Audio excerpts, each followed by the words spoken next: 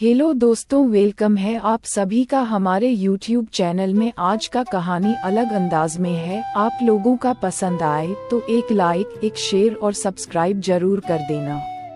चलिए दोस्तों, कहानी शुरू करते हैं। राहुल जब से मेरी जिंदगी से गया है तब से मुझे लड़कों की शक्ल से भी नफरत हो गई है। उसे मैंने बहुत प्यार किया और जब वो बिना एक दिन ऐसे ही भाग गया तब मुझे लगा कि दुनिया में प्यार नाम की कोई चीज नहीं होती है। अब मैं जैसे बिना दिल वाली इंसान बन गई हूँ। मुझे कुछ भी महसूस नहीं होता है, क्योंकि अब मुझे लगता है कि इससे बड़ा मेरी लाइफ में अब क्या होगा। इसलिए आज मेरे पापा मम्मी के बोलने पर मैं तैयार हो गई एक लड़के से शादी करने को। पापा का बोलना था कि एक बार उस लड़के से मिल लो। मैंने मना किया, क्योंकि जिसको मैं इतने सालों तक साथ में रहकर नहीं पहचान पाए, तो अब एक छोटी सी मुलाकात से एक अजनबी को क्या पहचान पाऊंगी। लेकिन लड़का भी मुझसे मिलना चाहता है। मैंने उसको मिलने को हामी भर दी। सच कहूँ तो मुझे अब किसी भी बात से कुछ फर्क नहीं पड़ता है। हमारा मिलना तय हुआ दिन पर। पापा और मम्मी चाहते हैं कि मैं अकेले ही मिलने उससे जाऊं। मैं जैसे मुर्दा हूँ, मुझे अब कुछ फर्क नहीं पड़ता। मेरे हाथ में जो आया मैंने पहन लिया और पहुँच गई। देखा तो वो मेरे लिए वहाँ बैठा इंतजार कर रहा था। मुझे देखते ही मेरे पास आया और मेरा नाम पूछता है। सामने जाकर मैं उसके बैठ गई। उसकी आंखों में चमक थी, लेकिन मैं इस चमक को जानती हूँ। ये हर लड़का दिखाता है पहली मुलाकात में। राहुल मुझे छोड़कर गया, लेकिन जिंदगी का बहुत बड़ा सबक मुझे सिखा कर गया है। वो लड़का मेरा मुंह उतरा देखकर मुझसे पूछता है, क्या हुआ, सब ठीक है?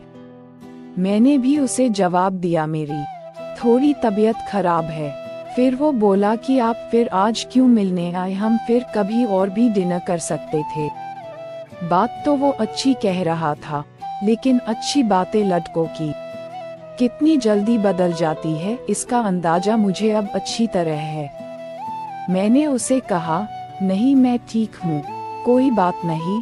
खाना मेरी पसंद का ऑर्डर किया। फिर अचानक उसको किसी का फोन आया और जब फोन पर उसने बात की तो मैंने तय कर लिया कि अब मैं इससे शादी नहीं करूँगी। फोन पर उसने अपना नाम बताया सामने वाले को, और यह वही नाम था जिसे मैं अब कभी सुनना नहीं चाहती थी। उसका नाम भी राहुल था। मैं भी हैरान थी। मैं इतनी ज्यादा खोई हुई थी कि अभी तक मैंने उसका नाम नहीं पूछा, ना पापा मम्मी से ना ही उससे। मैं एकदम से खड़ी हो गई और उसको बोला कि मैं जा रही हूँ, मेरी तबीयत ज्यादा खराब है। वो जैसे घबरा गया।